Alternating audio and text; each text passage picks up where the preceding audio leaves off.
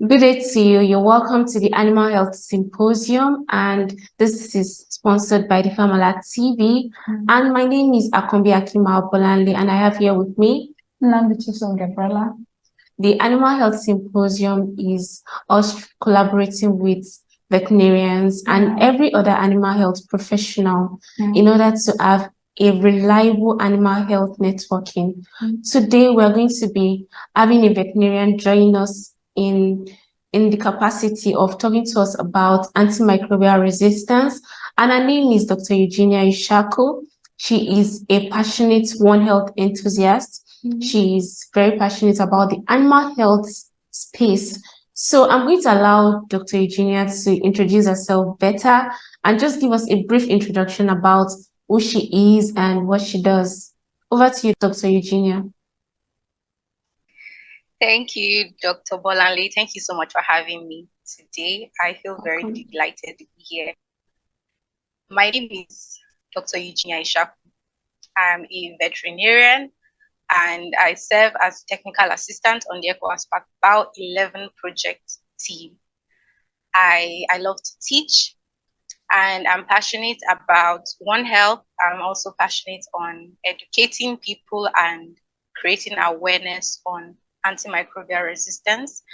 And I recently carried out an awareness campaign on AMR, targeting marketers, farmers, and these diverse groups because it's important that they all know the role they play in curbing AMR.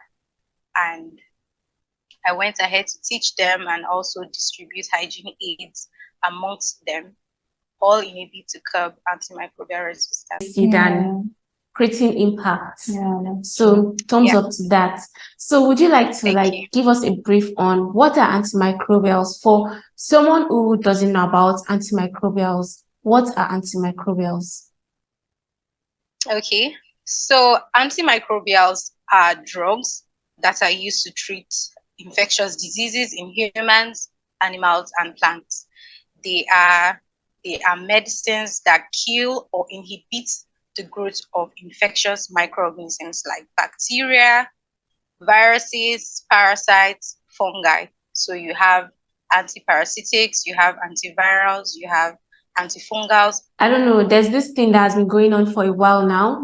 Even last year, I was able to partake in the World Antimicrobial Resistance Week, and it was beautiful. So what is antimicrobial resistance? What is it about? What's the concept all about?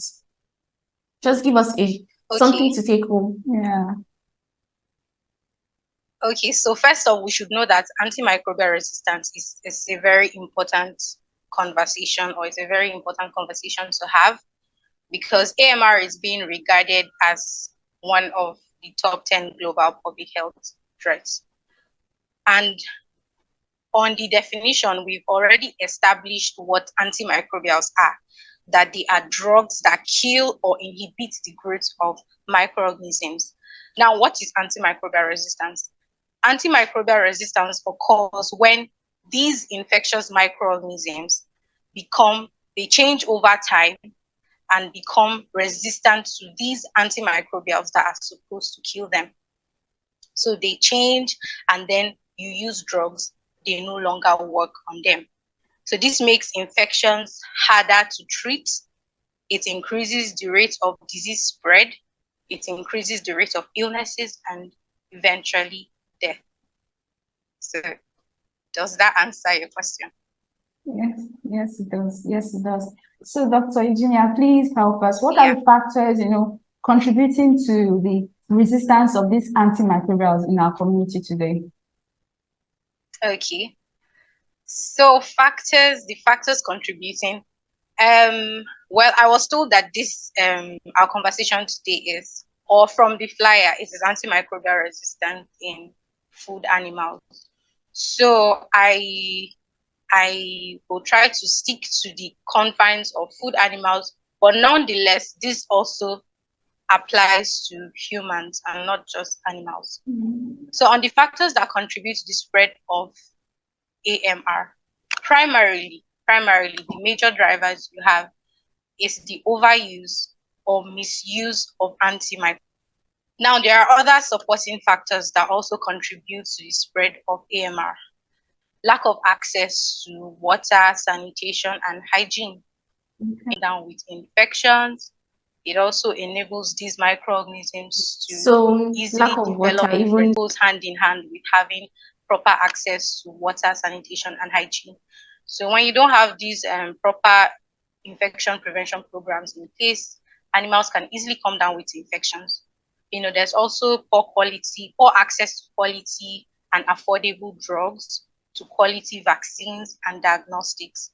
Now, making where we are, Nigeria, as a point of reference, our pharmaceutical industry is poorly regulated. So there's a lot of counterfeit products in circulation. Also predispose your animals to coming down with drug-resistant pathogens. There's also the lack of awareness and knowledge on AMR, which is why our conversation today is very important, because we're trying to create as much awareness as possible. So the fact that people don't know that there's a threat called antimicrobial resistance, people don't know that there's something known as AMR that could be very detrimental to not just your animals, but also to others. It's already a factor that will keep aiding the spread of this threat. Well, thank you so much for making this conversation a success, because there are some people who are just listening to this and they're already making meaning to this, the whole thing. Yeah. So before we continue, we'd like to take a short break and we'll be back shortly. Do you know you can be infected with rabies? Yes. By not vaccinating your cat or your dog on time, and they get infected with rabies, you too, as the owner, can be infected with rabies. So make sure to vaccinate your pets, be it cat or dog, on time to prevent rabies from spreading to either you or any of your loved ones. Vaccinate today. From Alert, envisioning animal health.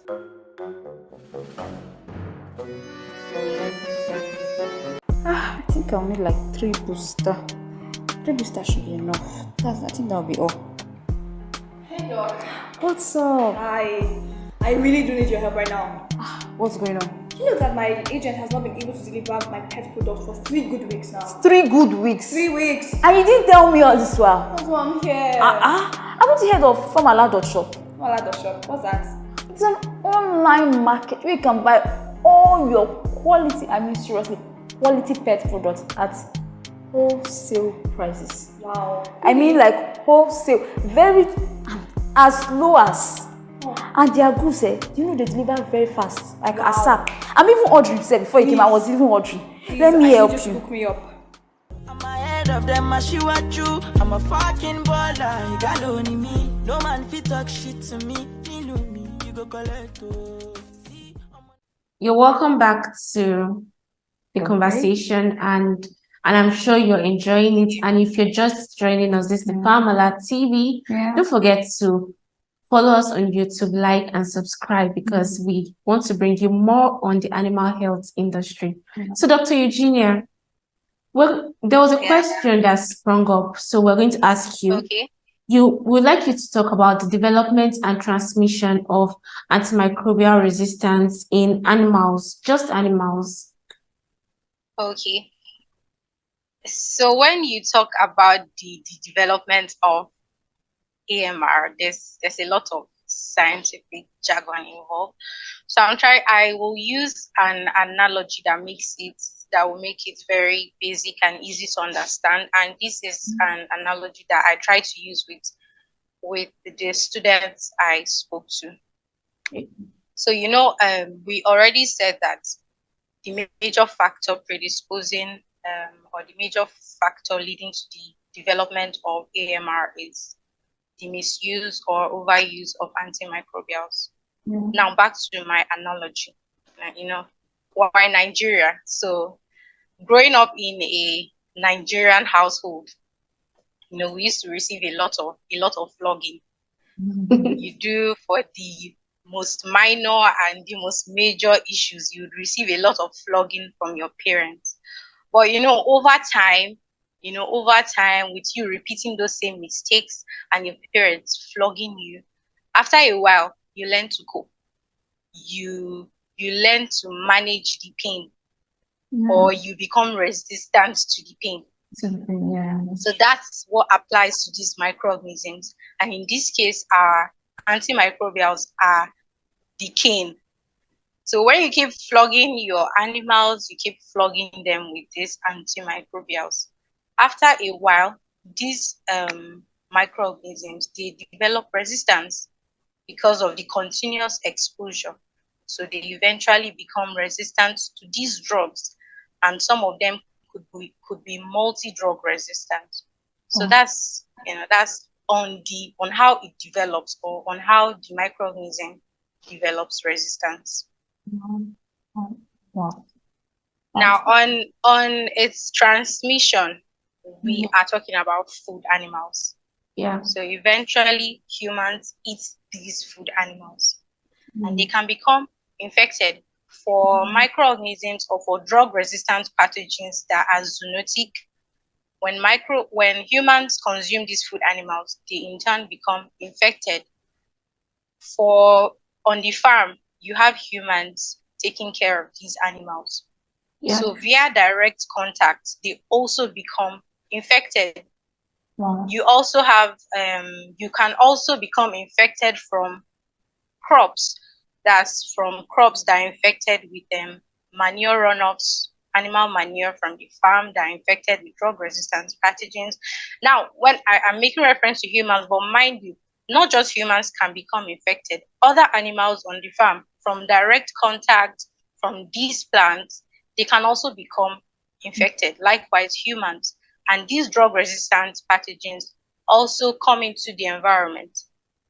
So from the environment, animals can still pick them up, humans can still pick them up. So it's just a continuous cycle that needs to be stopped. So, like, if you're listening to this, you need to like tone it down. Especially if you're a farmer and you keep jabbing your animals with antimicrobial drugs, you need to tune it down. So, over to you. Okay, for our next question, it's actually a very simple one. So, what are the consequences of this? Okay, you've already mentioned some of them, but what are the major consequences of this, AMRs? Okay, so thank you so much. And the consequences of AMR are enormous. When you look at human health, you look at animal health, and then the environmental health. So it's a gigantic mess. But I will try to speak a bit on human health now.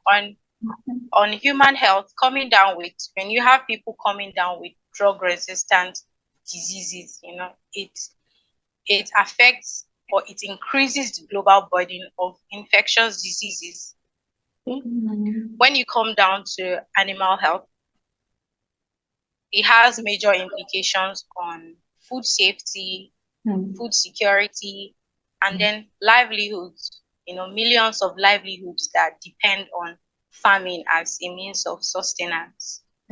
So on food safety, food is supposed to be safe, food is supposed to be wholesome, food is supposed to be nutritious.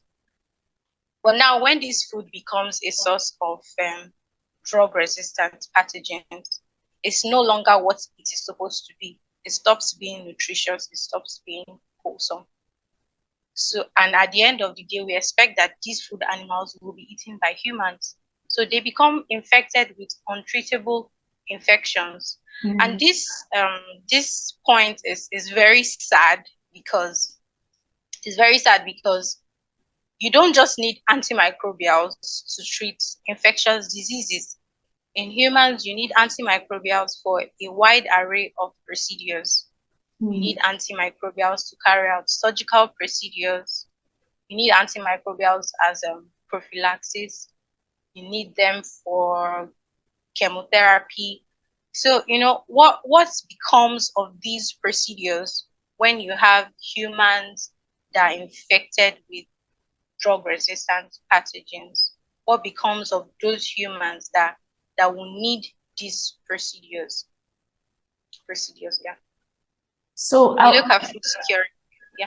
I was going to like ask you that, is there any linkage between the human, animal, and the environment on antimicrobial resistance? But I think with this explanation you're giving, fully understood already. Giving us a better picture on the whole thing, that even if you think you're like causing harm in the animal industry, it can directly affect the humans and also the plants involved. and even the plants. So thank you for The fact that okay, no, it's fine. It's my pleasure. And the fact that we're having this conversation today, we're talking about AMR in food animals, it ultimately means that from animals, AMR in animals poses a danger to humans, because we're talking about food animals, food. Who eats this food that we're talking about? Humans. If it didn't play a role in humans, we'll probably just have AMR in animals, and that's where the conversation stops. But we're talking about food animals. So it's, every entity plays a role. That's humans, animals, and the environment. They all play a role in the spread of AMR. Wow. So can I go back to the consequences? Yeah, you can. Okay. Yes. So there's food security. With untreatable infections, you have a higher rate of mortality. You have infections that cannot be treated. There's a higher rate of death. Wow. It increases the cost of treatment, because farmers now have to resort to more expensive lines of treatment. When you have mortality, you have an increased cost of sustaining your farm animals. There will ultimately be food shortages.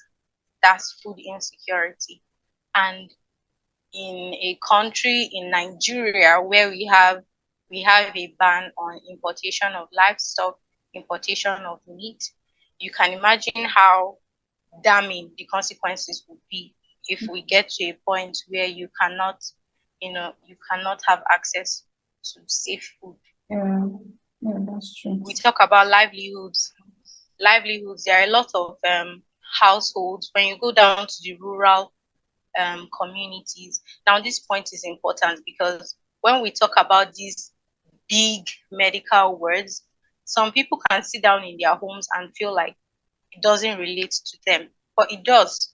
There are a lot of livelihoods, a lot of farming households, a lot of communities in the rural areas that depend on farming as a means of sustenance. So when there are women also, and when you go down to these rural communities, you mostly there's a large percentage of women that keep poultry, ruminants. Yes, that's like their major source of livelihood. They take care of the household, they take care of their children from the money from these farm animals. Now, when you have this case in front of you, your birds come down with an infection, and then you cannot treat them with an affordable drug. What becomes of these households? So it's a threat to each and every one of us, regardless of where you find yourself in the value chain. Down to the community level, it affects everybody. There's a lot of negative social impact when you talk about antimicrobial resistance. Wow. You've said a whole lot of unpacking. Like, I'm amazed to say, I'm seriously amazed. Yeah, we knew about this, but you've just gone deeper and explained the whole thing better, even for those who are outside the veterinary community. They could also understand. Yes, they would understand even very well. Okay, the last question for now. I would want to ask you, what would be your advice to, as you said, those ones in the rural areas, those farmers out there, what would be your advice? Because they're actually making use of these AMRs and they're in direct contact with the livestock. So what would be your advice to them? Okay. So before I go into my advice to farmers, I would like to say that we've already established that humans and animals and the environment we are all interlinked and we're all connected in the spread of AMR. This is also a call to each and every one of us. This is a call to human medics. It's a call to those in the human health sector. It's a call to those in the animal health sector and in the environment health sector. This is a call for each and every one of us. We need to come together and prefer solutions that are beneficial to not just one entity, to all entity involved, to humans, to animals, and to the environment. We need to come up with strategies, policies, and programs that will be beneficial to each and every one of us. And on my advice to farmers, first off, farmers need to understand how important they are in the fight against antimicrobial resistance. Yes. There are a lot of countries where up to 80% of the antimicrobial use is being recorded amongst farmers. And it's a normal tradition, it's a normal culture amongst farmers, even here in Nigeria. The next thing, they see their bed like this, I'm going to buy antimicrobial, I'm going to buy antibiotics, I'm going to buy antibiotics. I want my bed to be fat, I'm going to buy antibiotics. I want my bed to look like this, I'm going to buy antibiotics. Like it's a very common practice. Yes. So farmers, first off, they need to understand, and I hope a lot of farmers are listening to this conversation, because we need to understand how important we are, and that we are frontline fighters, we are frontline defenders against antimicrobial resistance. Because it is only when we understand this threat and we understand how important the role we play is in the spread of AMR and also in preventing AMR, that's when we can, appreciate how to prevent this threat, or we can appreciate the advice I will give, or the advice any other professional would give in preventing antimicrobial resistance. So my advice to farmers would be, first off, practice good farm hygiene. You don't have to get to that point where you are looking for drugs. You don't have to get to that point where your birds are sick. So practice good hygiene on your farm. Install good biosecurity measures. If you need to have foot dips in your farm, if it's a big farm, install foot dips. Install hand wash stations. Good disinfectants. People should always wash their hands before having access to the farm, or after when leaving the farm, rather, so you don't be a carrier to other farms. Use personal protective equipment where necessary. If you have to attend to your birds or your livestock, be properly kitted so that you don't be a carrier. You don't take microorganisms from outside and bring them in. If you need to provide more aeration to your beds, you do so. If you need more water, you do so. You don't need to get to that point where you're looking for drugs, which is what a lot of farmers don't practice today. So veterinarians should also try as much as possible to educate farmers on better hygiene practices. And then if you eventually get to that point where you have to use antimicrobials, you seek the services of a veterinarian. You don't just go ahead to buy drugs because you have access to them. So you seek the services of a licensed professional, of a vet, or if you don't have, if there's no vet, whoever is the animal health professional in your community, like in rural areas now, whoever is the animal health professional there, you seek their services, you seek their advice. And I think I would say, we need to get the word out there. We need to also work on creating more and more awareness, because, just from your daily conversations with people, you see that antimicrobial resistance it's just, let me not say just, but it's mainly mainstream. a lot of people in the rural areas, down to the community in the suburban areas, they don't have an idea what AMR is, and they don't have an idea how detrimental they have no idea. Some of them have never heard of it. I was recently talking to somebody, and the person was telling me that he didn't like going to the hospital, that he'd rather just sit down, and if he's ill, he'll go and get a drug by himself. And I started talking to him about antimicrobial resistance. So you see, a lot of people are not aware of how serious this threat is. So we also have, it's a call of duty to each and every one of us to go out there and educate as much people as we can about just AMR. spread the word on AMR basically. Okay, thank you so much, Dr. Eugenia. We'll try to create more awareness. Like you would always say, let's be responsible together. We together. to be responsible. We'll try to make everyone to know about, because I believe this is not just what affects Nigerians, it affects the global and wider community. Of course. So we take it upon ourselves to educate people on antimicrobial resistance.